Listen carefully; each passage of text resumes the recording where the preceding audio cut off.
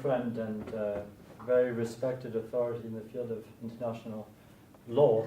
I just want to say how pleased I am as a trustee of Benedictus at what Claire has accomplished in bringing Benedictus from dream to reality with the first cohort of students here in the summer school in what we hope will be an institution that will last a long time and that will grow and that will really represent what Denis de Rougemont, a great European of the 20th century, would call the legacy of Jerusalem, Athens, and Rome.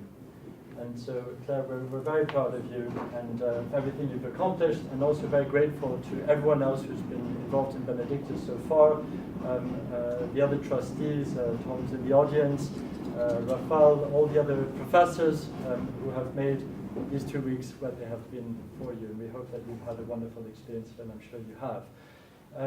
With that, I would like to just say a few words of introduction for Professor Alting von Geusau. I don't even know where to begin. As a dear family friend for 25 years, who has been for more than 30 years a very distinguished, today emeritus professor of international law at Tilburg University, a professor of Western cooperation at Leiden in the Netherlands, someone who has published more books than I can even quote. So I will just mention his latest book, which was published a week ago, which has quite a provocative title, and that is namely Neither Justice Nor Order, a reflection on the current state of nations.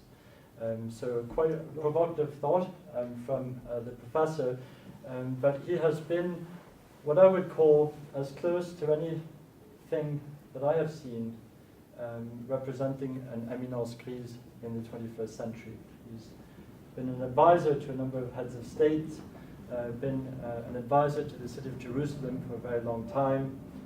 He's been a board member of Aid to the Church in Need, a very important charity today that's bringing a lot of help to Christians, persecuted Christians, particularly in the Middle East, Central Asia, and Asia more broadly. Out of the ashes of the Second World War, there grew a vision, a dream to promote a project of peace that was founded very much upon Christian ideas. And in fact, it's not a coincidence that many of the great founding fathers of the European Union today, the European project, were practicing Christians. Whether it's Achille de Gasperi, whether it's Konrad Adenauer, whether it's Jean Monnet, whether it's Robert Schumann, all of these individuals had a vision about the future of Europe that was based upon Christian principles, and more broadly than that, principles that were based upon the vision of Denis de Rougemont, that Europe being a culture based upon the legacy of Jerusalem, Athens, and Rome. And a man of that generation who has accomplished so much to promote European unity, to promote peace among nations, to promote a Christian culture globally, it's really my distinct pleasure and honor to introduce Professor Alting von Geusau.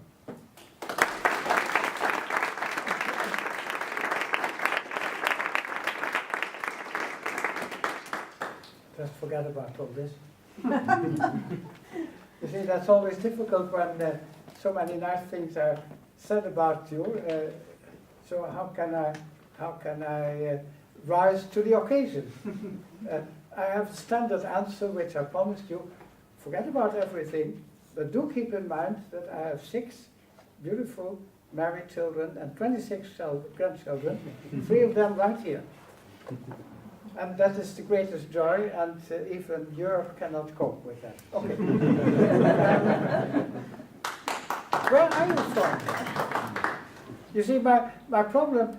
Let me try to challenge you right from the beginning.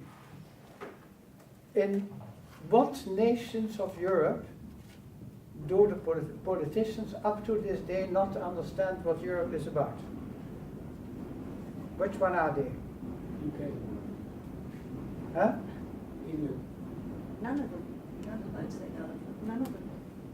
Well, that was open to discussion, but what I'm saying is not open to it. But the two nations where the politicians up to this day have not understood it are Russia and Great Britain. It's not a nice combination, but it's deliberately that I start with this, because then you understand a little bit how I link into what Jean-Jean is going to tell me. But tell me first of all, you are from a variety of European nations, non-European nations, United States?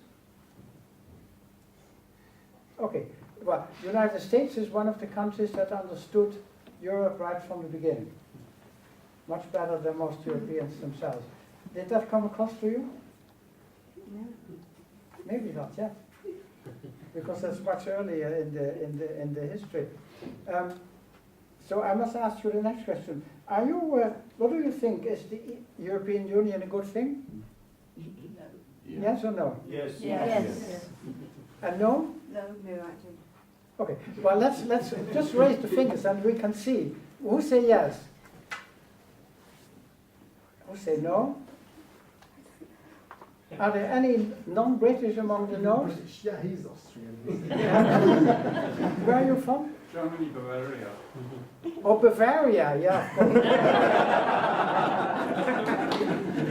Okay, no, that's quite clear. So you can see more or less where Europe's problems are today. Yes? Okay. Now, there's much more to say about it, but let me move to something else, and this is the following. If I hear this reaction and the discussion in Europe, let us take two guardians for a good discussion. And they are two guardians you know. The first one, and both of them are patrons of Europe. The first one is Saint Teresa Benedicta. The last one who was made a European patron by John Paul II. And the other one is obvious, and that's what you are here for, that's Saint Benedict.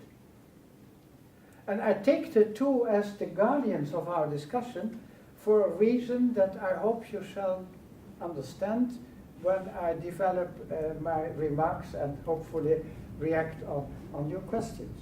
But let me begin deliberately with Saint Teresa Benedicta. You know the story?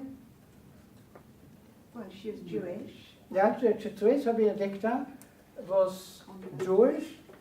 Her name was Edith Stein, a German Jewish philosopher who escaped from Germany to the Netherlands, became Catholic and a Carmelite nun, and at a certain moment during occupation, the Germans decided that Catholic Jews are Jews and should be exterminated. And she died early in the war, already in 1941, in Auschwitz.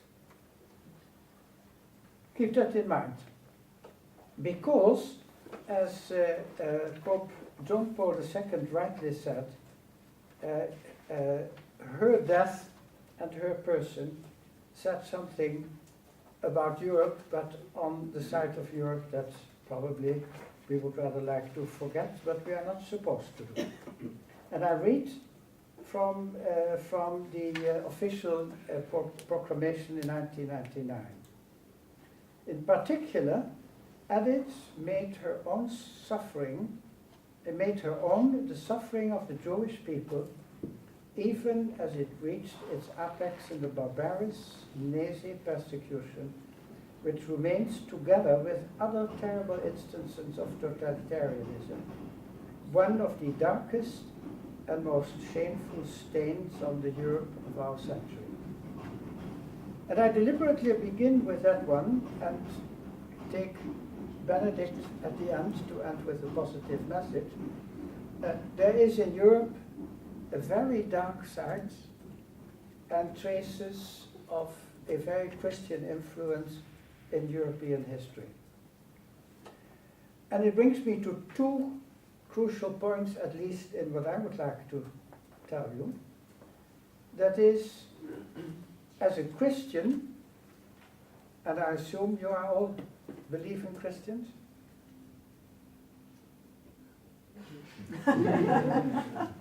We are asked to be a sign of contradiction, right? Christian faith started as a kind of a counterculture in the Roman Empire. And I remember from Pope John Paul II that that was one of his basic theses. As Christians, we are signs of contradiction. I often told our bishops, once you are popular, you are going wrong. We are a sign of contradiction, and that is, in a way, what has characterized the history of Europe. Christopher Dawson, did you ever discuss him in class? A very famous English historian. He explained in a book that is dealing with much earlier times than we are today, that what characterizes Europe is the dualism of its culture. Jean-Jacques Casey, Mr. Casey mentioned Denis de Rougemont. One of his most interesting books is L'amour et l'Occident, where he quite clearly explains the sign of contradiction with respect to marriage and love we Christians are compared to the traditions existing in Europe. That is to say that when we talk about Europe, when we talk about the Christian aspects of Europe, we talk basically about a sign of contradiction and what have we achieved by being a sign of contradiction in the prevailing cultures of the Romans, of the Germans, of the Dutch, of the English, and so on. And I will come back to that in the end. And the only thing I can already promise you, if we ask the question, what have we done to be a sign of contradiction, what we have achieved, we leave a lot for your generation still to do. The 20th century definitely was not a century of progress in any sense, except maybe in the sense of the economist. That may be good, but otherwise not at all. That ethical dualism between Christian virtues and pagan traditions is characterizing the history of Europe. But the title given to me tonight was The Christian Origins of Europe. And there I have a little easier job to begin with, because the only meaning of Europe with Christian origins I'm able to give you is the European Union.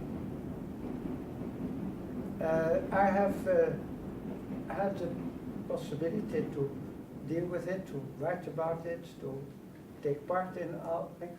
And I would say, shorthand, we thank the European Union to Schumann and Solidarność. Ever heard of Solidarność? Yes. Yeah. Okay. Schumann, you mentioned already Schumann, de Gasperi, and Adenauer. It is almost providential that the three who stood at the origin of the European community in 1950 were all three practicing Roman Catholics, and to make it easy, all three spoke German as their mother language. De Gasperi had been in the Austrian parliament for Tyrol, and Adenauer obviously, and Schumann was born in that part of Alsace that was German before the First World War. So they understood each other, both in terms of faith and in simple language. Robert Schumann, I give prime of place among the three, because Robert Schumann had the very clear idea that after what had happened in the 20th century between France and Germany, there was no possibility to make peace unless through the very Christian principle of reconciliation and the very Christian goal of unity. we should not forget today that for Schumann, federalism was not a dirty word as it is for English politicians today. It was the foundation of his thinking about Europe. Schumann was convinced that if other wars between European major powers are to be prevented, if an order of peace and cooperation is to be built, we must reconcile and we must build the institutions in which the memory and the practice can be developed to solve problems by peaceful means. And I think the great consequence of Schumann's idea is that he managed to set up institutions, the communities, the European Union today, that of course don't work perfectly well. Some of them work very badly, and I'm the first to admit that they need a lot of criticism, but imagine that two countries who started the process of reconciliation in 1950 grew to 28 countries today who united peacefully and work together. Of course it goes badly, and of course we don't have the politicians of the character and the level we would like to have, and as Schumann was, but we are still living in an area that is quite peaceful. It's not going well. We can discuss it later if you have questions. I wrote one of my recent books on the history of European unification. I'm very critical about it, but the basic fact remains: the European Union is not something about economics. It is something about reconciliation and unity, where it was thought originally that economic cooperation would be the best way to gradually make politicians aware of the fact that they are not alone in the world, but that they have to work together with politicians in other countries.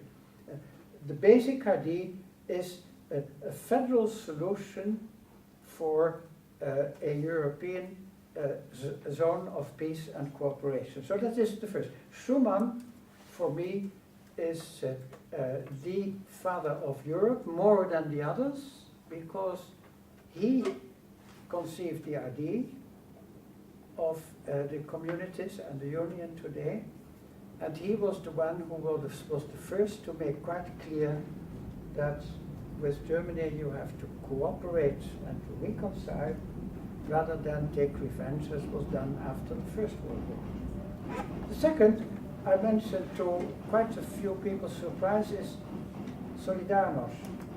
And when I say Solidarność, I add very specifically Pope John Paul II. I've had the privilege of meeting Pope John Paul II several times, and what I have learned from it, a lot, but as far as the subject is concerned, he has, when he was elected in 1978 as Holy Father, Pope of the Roman Catholic Church, he knew that it was his mission to end communism and division of Europe. He knew it, and he took that line from the beginning. One example which is not very well known, but I always quote as an example, you know that in, or no, you probably don't know it because it's before you were born in most cases, but in 1977, the Czech intellectuals published Charta 77. And that Charta 77 was the first step in a long process that finally led to the great change in 1989. And in 77, they didn't conspire, they didn't ask for resistance against the communist rule. They simply said, listen, gentlemen in the government, 2 years ago you promised to other governments in Europe that human rights, basic human dignity should be supported, so why don't you apply it to your own citizens? And that was in a way the beginning of a process of change, and the church in Czechoslovakia wasn't happy with Charta 77. until in 78, when Tomaszek was the old cardinal of Czechoslovakia in Prague, after John Paul II, and that you know, when he was elected, he embraced Wyszynski, Cardinal of Poland, and the one who had appointed him originally. But the second he embraced in the Sistine Chapel was Cardinal Tomaszek. And he said to him, from now on, I am behind you, and you have to support Charta 77. So that was the first sign where he deliberately decided it was his mission to end communism in Europe. The great change, and that is a fantastic story, which I must tell always, was his first visit to Poland in June 1979, rightly called the 10 days that changed Poland and Europe. In 1979, Pope John II, for the first time, visited his own country as Pope. The Russians, the KGB, the secret services, were absolutely scared, and they tried everything to prevent it, but it didn't work. He visited Poland, and as all Poles I knew at the time told me, that visit changed the history of Europe. Lech Wałęsa, who was the first leader of the Free Solidarność movement, said it very interesting. He said, before the Pope came to Poland, I had 20 friends who wanted to resist the system with me. After his visit, I had 10 million. And I think that's exactly how it is. The Pope, by visiting Poland, and it's a fantastic story which I can recommend you to read, it changed the character of Poland. Don't forget that Poland was the most cruelly treated country in Europe in the 20th century. They were attacked in 1939, first by Hitler's troops and then by Stalin's troops. Poland was used as the ground for killing the Jews, killing the Slavs. The Poles have had as many casualties as the Jewish people. After the war, for us in 1945, the war continued for the Poles, but then against Russia. So Poland is probably the country that suffered more from the war than any other country in Europe, maybe with the exception of the Ukraine, but it's a different story. And it was in Poland that the identity of the people had only the Catholic Church to fall back on. So when the Cardinal of Krakow became Pope of Rome and made quite clear that this was his mission, the Poles recovered their self-confidence. A year later, Solidarność was established, and then it took, unfortunately, another 9 years until the system collapsed. But what happened in these 9 years is, again, a piece of history which I very much recommend you to read whenever you have time. They followed exactly the script of Charta 77. They did not conspire against the regime, they just turned away from the regime. They tried to make it ridiculous. They tried to apply among themselves the Christian virtues that were forbidden under the system. So gradually, the communist system began to lose the grip on the people because they had found their faith and their confidence thanks to the Pope and thanks to Solidarność.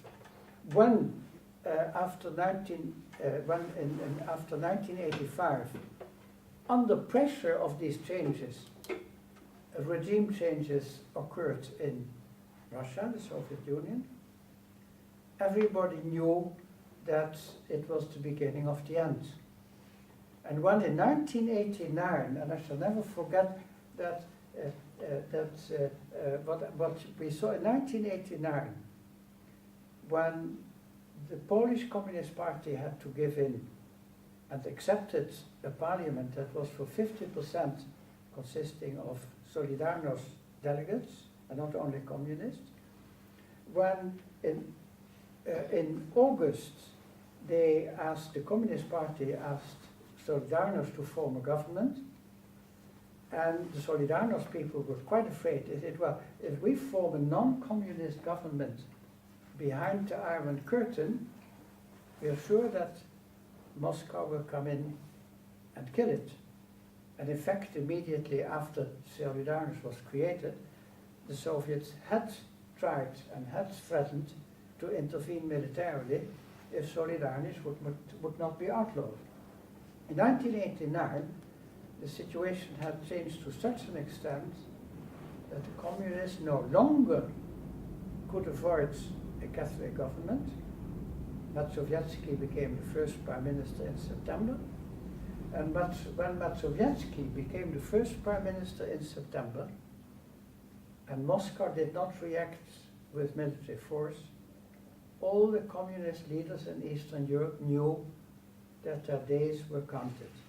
And the one after the other collapsed, as you probably have read in your history, in a peaceful way, except for Romania.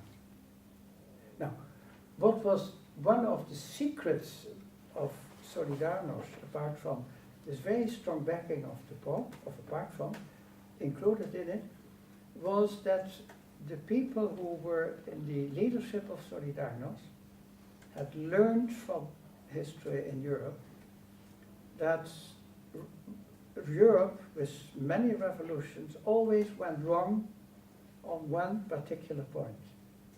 The French Revolution went wrong. The Russian Revolution wasn't a revolution, but there were quite a few in between in the 19th century. Every revolution not only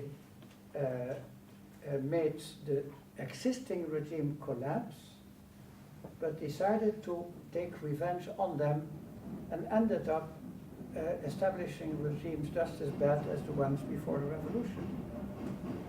The first chaplain of Solidarność, who was a good friend and successor to the Pope on the chair in Krakow, he preached throughout these crucial years to the Solidarność people, don't make that mistake.